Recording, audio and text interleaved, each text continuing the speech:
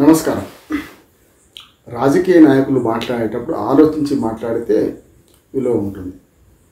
మాట్లాడి ఆలోచిస్తే కష్టం అవుతుంది. ఇంకా నడుస్తుంది ఒక్కనేలా కాలు కడగనేలా అని సామెత గతంలో అందుకనే ఉంది.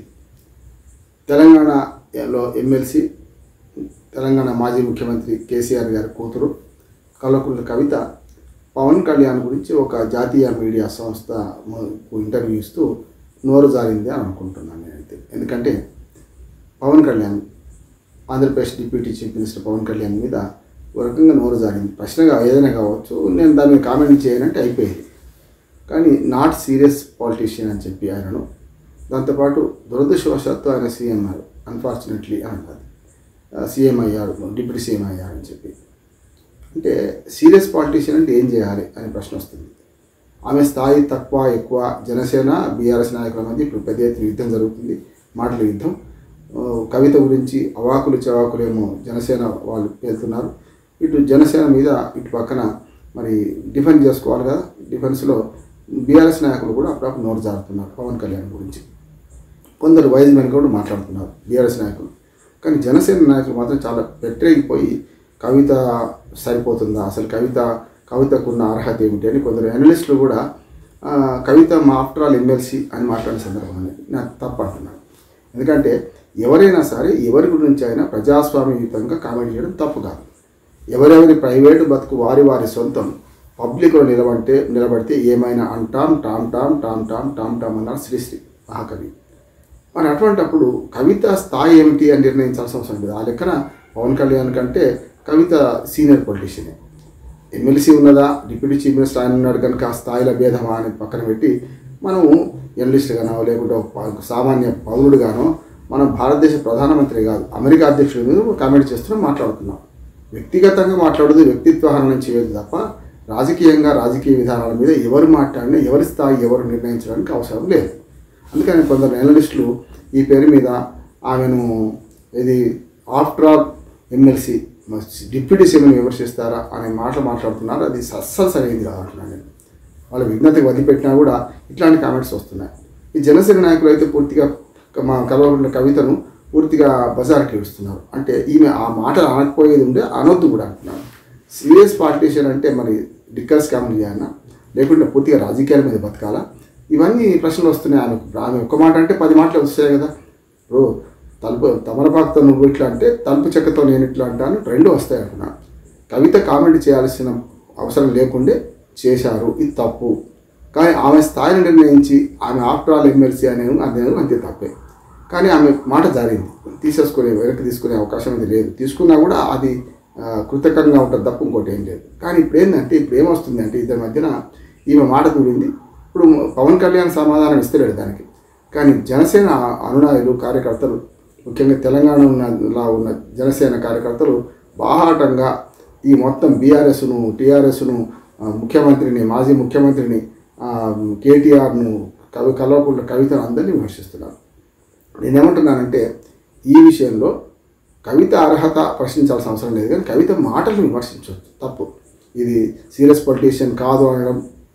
పొలిటీషియన్లు అందరూ కూడా పాలిటిక్స్లో ఉండి ప్రజల మీద దోచుకొని కూడబెట్టుకొని ఎన్నికల పోటీ చేయాలా, లేకుంటే తమ వృత్తిని నమ్ముకోవాలా. మొదటి నుంచి కూడా మనకి పవన్ కళ్యాణ్ గేమ్ చేంజర్. అట్లాగే రాష్ట్ర రాజకీయాల్లో, ముఖ్యంగా ఆంధ్రప్రదేశ్ రాజకీయాల్లో చాలా వరకు ప్రభావం చూపించాడు. 10 సంవత్సరాలు కష్టపడి పార్టీని పెంచి పోషించిండు. ఒక్కడిగా తాను నిలబడ్డాడు. చాలాసార్లు విఫలమైనా సరే, మొదటిసారి అయితే 2014లో కూటమిలో ఉండి పోటీ చేయలేదు, అట్లా నష్టపోయాడు. రెండోసారి కూటమిలో మనకేదైతే 2014లో కూటమిలో లేకుండా నష్టపోయాడు. 2019లో కూటమిలో విచ్ఛిన్నమై అటు బీజేపీ కాకుండా ఇటు తెలుగుదేశం కాకుండా పోటీ చేసి విడిపోతే చెడిపోతాం సినిమా చూసిండు. కలిసి ఉంటే కలదు సుఖం సినిమా మనకు 2014లో చూస్తే, 2019కి వచ్చే కల్లా విడిపోతే చెడిపోతాం చూశారు. కానీ 2019 కల్లా ఒక దశాబ్దం పాటు పార్టీ నడిపించిన తర్వాత ఆయనకు అనుభవానికి వస్తే తత్వం బోధపడి చంద్రబాబు నాయుడు గారు జైల్లో ఉన్నప్పుడు వారికి పార్టీ అనుమతి కూడా తీసుకోకుండా, పార్టీల వ్యక్తులను సంప్రదించకుండా కూడా ఏకపక్ష నిర్ణయం తీసుకున్న పేరున్నా కూడా ఒక రకంగా చెప్పాలంటే బీజేపీని పసుపచ్చ పార్టీని టీడీపీని ఆరెంజ్ను టీడీపీని పసుపచ్చను కలిపిన ఘనత అయింది. అటుపక్క ఇటుపక్క అధిష్టాన వర్గంతో, ఇటుపక్కనేమో టీడీపీ శ్రేణులతో ఇబ్బంది పడి కూడా తాను నిలబడి గెలిచిండు. 100% స్ట్రైక్ రేట్ సాధించిండు. కాషాయాన్ని పసుపచ్చని మధ్యన తాను మన ఫెవికాల్ లాగా అతికపోయిండు, అతికే పరిచయం చేసిండు.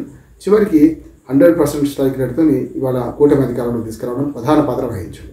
అందులో డౌట్ లేదు, నో డౌట్. కానీ ఆయన సినిమాలు చేసుకుంటా అంటే సినిమా పొల్యూషన్ ఇట్లా అవుతారు, సినిమా రంగం నాయకులు రంగు రాసుకున్న రంగుల కళలు కంటున్న వీళ్ళు ఎట్లా అవుతారనే గతంలో ఎన్టీ రామారావు గారు కూడా గతంలో కాంగ్రెస్ అవమానించింది. కానీ ఆయనే ముఖ్యమంత్రిగా 2 సార్లు గెలిచిండు కదా. అందుకనే పవన్ కళ్యాణ్ తన పని తాను చేసుకుంటూ తన పనిలో డబ్బు సంపాదించుకొని స్పష్టంగా చెప్పింది పవన్ కళ్యాణ్, నా ఆదాయమే సినిమాలు చేసుకుంటా, ఆడ ఉంటా ఈడ ఉంటా, సినిమాలు చేసుకుంటా రాజకీయాల్లో ఉంటా అంటే తప్పెట్లయితే. చాలామంది పరిశ్రమలు పెట్టిండ్రు. ఇప్పుడు జగన్మోహన్ రెడ్డికి సొంత పరిశ్రమలు లేవా? అట్లాగే ఇటుపక్క చంద్రబాబు నాయుడుకి సొంత పరిశ్రమ, సొంత హెరిటేజ్ లాంటి కంపెనీలు లేవా? కనుక ఎవరి ఆదాయాలను వాడు చూసుకుంటారు. సినిమా తన బహిరంగంగా అందరికీ తెలిసింది. కనీసం ఆ వ్యాపారాలను వాటిని కప్పిపుచ్చవచ్చు వాడు మిగతా రాజకీయ నాయకులు. కనుక ఇవాళ ఆయన సీరియస్ పొలిటీషియన్ కాదు అనే కామెంట్ను ఆమె వెనక్కి తీసుకోవాలి. ఏది కల్వకుంట్ల కవిత. దురదృష్టవశాత్తు అంటే మనకు అన్ఫార్చునేట్లీ ఈ డిప్యూటీ సీఎం అయిండు అనేది కూడా వెనక్కి తీసుకోవాలి, తప్పు అంటున్నాను. కానీ ఆ మాట అన్నది కనుక ఆమెను వ్యక్తిత్వ హననం చేసి వ్యక్తిగా మారిస్తే కష్టం. అంటే నాలాంటి వాడు కూడా అంటున్నాడు కదా, ఏమంటున్నాడు, పవన్ కళ్యాణ్ లాంటి వాడు కూడా మరి లిక్కర్ కుంభకోణాలు చేయాలన్నా ఏం చేయాలి? సీరియస్ పొలిటీషియన్ అంటే ఏం చేయాలి? అంటే వేరే మార్గాల్లో సంపాదించుకోవద్దా? ప్రజలను నెత్తికొట్టే సంపాదించుకుని రాజకీయాలు కావాలని అప్పుడే సీరియస్ పొలిటీషియన్ అంటాడు అనే మాట కూడా వస్తుంది. కనుక ఒకటంటే 4 ఎదురొస్తాయి, 1,000 అటు చూపెడితే 4,000 వెనక్కి తిరిగి చూపెడతాయి. కనుక ఇప్పటికైనా సరే మనం కల్వకుంట్ల కవిత పవన్ కళ్యాణ్ మీద చేసిన వ్యాఖ్యలు వెనక్కి తీసుకోవాలి. ఒకటి. రెండవది, విధానపరంగా విమర్శిస్తే తప్పులేదు. విధానపరంగా గతంలో దక్షిణ భారతదేశం విడిపోతుంది అన్న ఆ మాట ఏదైతే అన్నాడో, ఇప్పుడు ఇవాళ కూటమిలో రాగానే పూర్తిగా చల్లబడ్డాడు అనే మాట నిజమే, కరెక్టే. అటువంటి వాటిని విమర్శించండి. హిందీ భాష విషయం రుద్దడంలో కానీ, దక్షిణ ఉత్తర భారతదేశంలో తేడాను డిలిమిటేషన్తో సహా అన్ని ఎండగట్టిన పవన్ కళ్యాణ్ ఇవాళ మాట మార్చి కూటమిలో ఉండడం వల్ల మాట మార్చలే కదా, తగ్గిండు, ఎందుకు తగ్గిండు అని ప్రశ్నించండి, తప్పులేదు. కానీ ఆ మాట ప్రశ్నించకుండా ఆయన సీరియస్ పొలిటీషియన్ కాదు, ఆయన అన్ఫార్చునేట్ డిప్యూటీ సీఎం అయింది అనే మాటను మాత్రం కల్వకుంట్ల కవిత అనడం సరైనది కాదు. ఒక మంచి ప్రజాదరణ నాయకుడిని ఇట్లా విమర్శిస్తే ఉల్టా అట్నుంచి కూడా మరి చాలా పెద్ద ఎత్తున విమర్శలు వస్తున్నాయి. కనుక కల్వకుంట్ల కవిత ఆంధ్రప్రదేశ్ రాజకీయాలు కల్పించుకోవద్దని ఎవరన్నారు? ఈమె మామూలు ఎమ్మెల్సీ అని కూడా ఎవరన్నారు? ఒక పౌరురాలుగా, ఒక భారతదేశ పౌరురాలుగా ఇంకొక రాష్ట్ర డిప్యూటీ చీఫ్ మినిస్టర్ విమర్శించడం కూడా తప్పు కాదు. కానీ ఆ విమర్శ ఏందో వ్యక్తిగతంగా ఉండడం తప్పు. కనుక ఈ రెండింటిని వెనక్కి తీసుకోవాలి. అట్లాగే జనసేన నాయకులు కూడా గతంలో లోకేష్ సీఎం అవుతాడు, మన డిప్యూటీ సీఎం చేస్తామంటే మేము సీఎం అవుతామని వీరావేశంతో ప్రదర్శించారు. స్వామి కంటే స్వామి భక్తి, రాజు కంటే రాజభక్తి చూపిస్తున్న జనసేన సైనికులు కూడా తగ్గాల్సిన అవసరం ఉన్నది. పెద్దవాళ్ళ మధ్యన ఆవులు కొట్లాడుకుంటే లేగదూడ కాలు విడినట్టు వీళ్ళు కూడా ఆ పని చేయకుండా ఉంటే మంచిది. సమయం పాటించాలి ఇరు వర్గాలని కోరుతున్నాను. నమస్కారం.